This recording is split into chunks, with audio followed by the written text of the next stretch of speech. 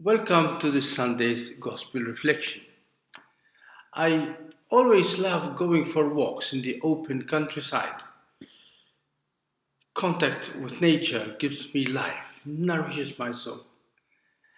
I remember a time when it was possible to roam around freely in the God given nature of the Maltese countryside.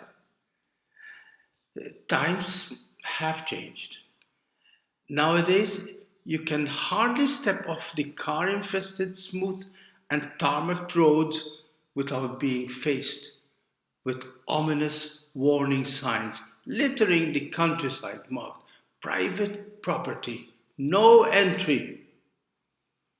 These are multiplying at an alarming rate. You find them planted or painted on boulders and rocks, on virgin land, cliffs, and shorelines, hills and valleys.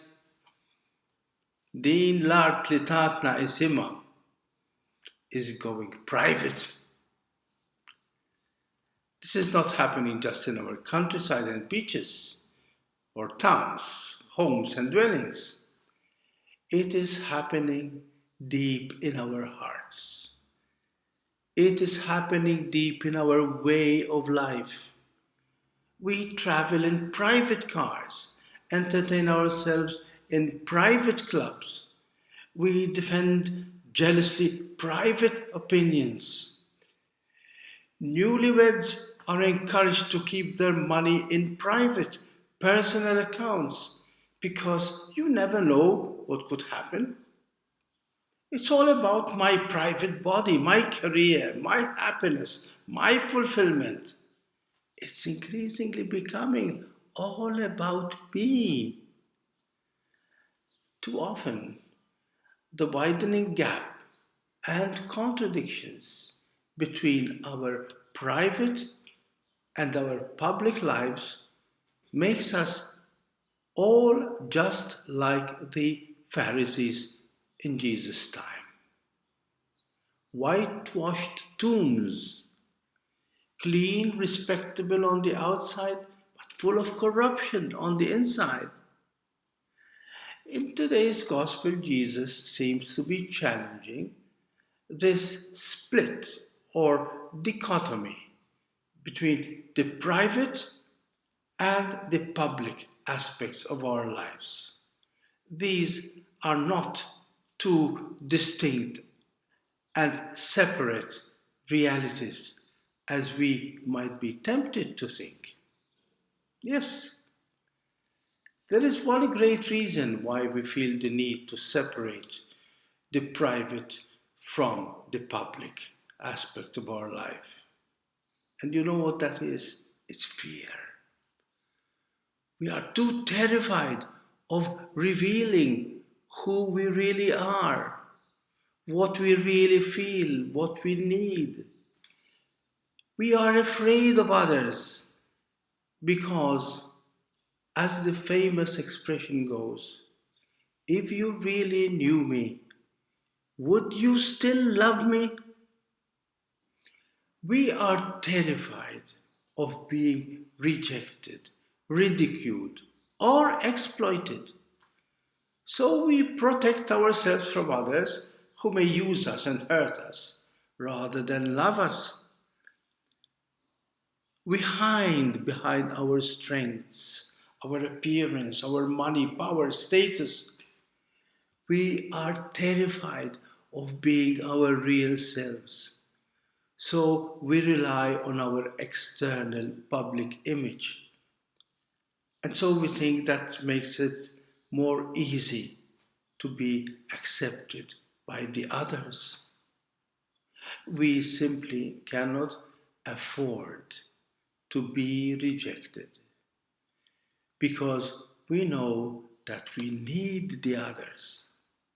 Without them, we cannot survive. So we need to do everything to please them. And yet, we know that this destroys our privacy, our identity. It destroys us in the process because We do not dare to be ourselves, but just what society, fashion, culture, media, popularity dictates. This is a very heavy tension we all live throughout our lives. If I keep my private life, I'll end up alone and lost. If I open my life to the public, I'll end up being hurt, used, or exploited. No wonder I end up terrified of loneliness and terrified of the others, all at the same time. How can I be really safe? And Jesus, He dares us to become free from these fears. Fear no one, He says. Nothing is concealed that will not be revealed, nor secret that will not be known. What I say to you in the darkness, speak in the light. What you hear whispered, proclaim on the housetops. Let the private become public, and let the public become private. He challenges us to bridge the gap between the sacredness of our private, unique lives and the longing for companionship, belonging to others in public life. He is urging us to come out of our protective shell and risk opening our hearts to the public, those who are different, those who are distinct from us. But Jesus goes further. He gives us the secret of overcoming this innate human fear of being hurt by those whom we want to love or whose love we need. He goes on to tell us, do not be afraid of those who can kill the body, but they can never kill the soul. In other words, do not be afraid of those who can hurt you from the outside. They can never destroy who you are from the inside. Deep inside us, we all have a tremendous power to decide who we are and who we want to be.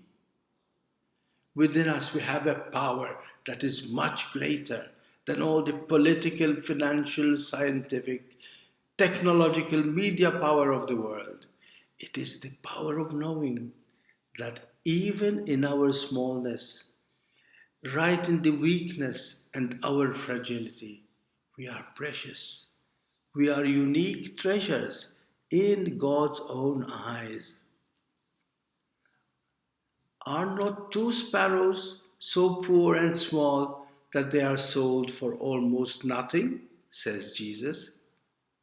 Yet each one of you is so precious that no one will even stumble or fall without being noticed and lifted up by the infinite love of your Father in heaven. Thanks to such an infinite, faithful, all embracing personal love of the Father, how can we be afraid of facing the public at large? How can we be afraid to come out of our protective shells, our cocoons, to go public and share this marvelous good news? It is only when we experience this unconditional love of our Father in heaven through Jesus that we can indeed overcome both the fear that locks us up in our private lives and the fear of facing the challenging public life. We can look around us and not just see a judging and demanding society who is all out to get us if we do not conform to its expectations. We will start to see others as brothers, as sisters, who are just as needy as we are, who are requesting and thirsty for some love, compassion, acceptance, just as we are.